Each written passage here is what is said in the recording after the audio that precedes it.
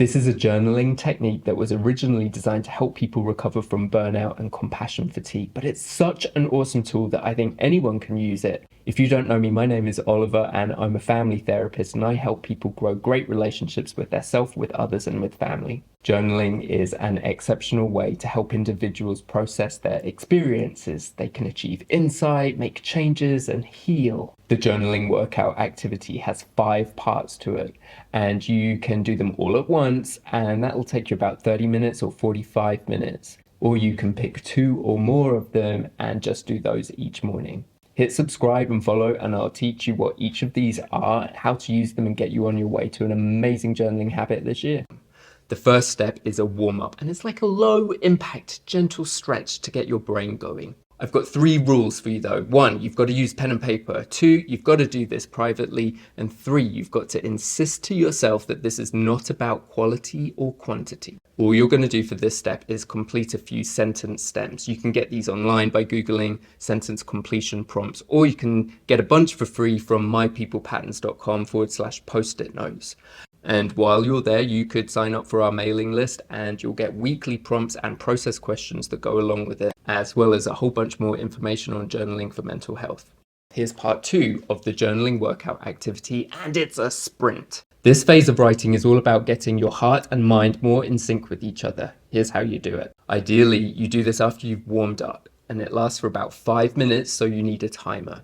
There's no stopping, pausing, editing, re-editing, rereading. It's a sprint, all out for 5 minutes. The topic of what you write about is entirely up to you. You can continue using one of the sentence completion prompts from the warm-up, or just go with whatever's on your mind. It's entirely up to you what you write about. But when you're doing it, I want you to notice your breathing. Is it calm? Is it frantic? What is going on inside of you?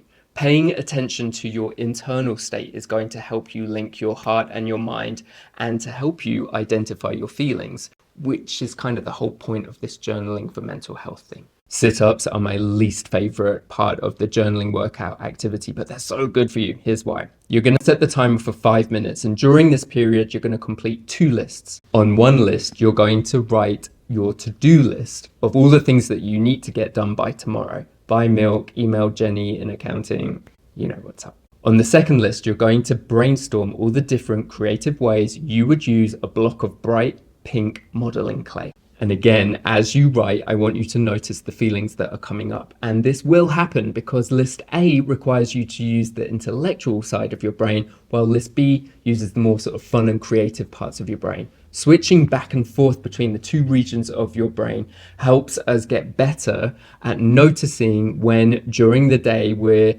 imbalanced and we're leaning more towards intellect rather than creativity. This section of the activity goes for 10 minutes, so you need to set a timer. And in this section, you're going to recall a troubling conversation, an issue, some unresolved conflict that you're having. If you're a therapist watching this, pick a session that was challenging for you. In these 10 minutes, you're going to write a letter to the other person involved. And in this letter, you are going to articulate clearly what you need or want from the situation, the person, or the conflict. Now, this letter is only for you. Do not send it to anyone or anywhere. It's just an exercise in which you're focusing on your needs and wants, which in my professional opinion is very hard for most of us. This is the final step in a 5-part journaling workout activity, and if you've done them all in sequence, this part is invaluable. By now, you will have gone through a complete mental workout using creativity, abstract thinking, logical thinking, reasoning, and play. The cool down is a chance for you to write for at least 10 minutes on the subject of your choice. However, if you just did the yoga section of this workout, you're not allowed to continue writing or processing about that section. Sorry. Ideally, what you're using this time for is to reflect on the activity as a whole. You can use my 3 favorite process questions if you like. What did you notice? What did you feel? And what are your associations? That would be a great way to wrap this all up. I would love to know how this has gone for you, if you've used this technique, if you're going to use this technique. So hit follow, drop me a comment, and I'll be sure to reply.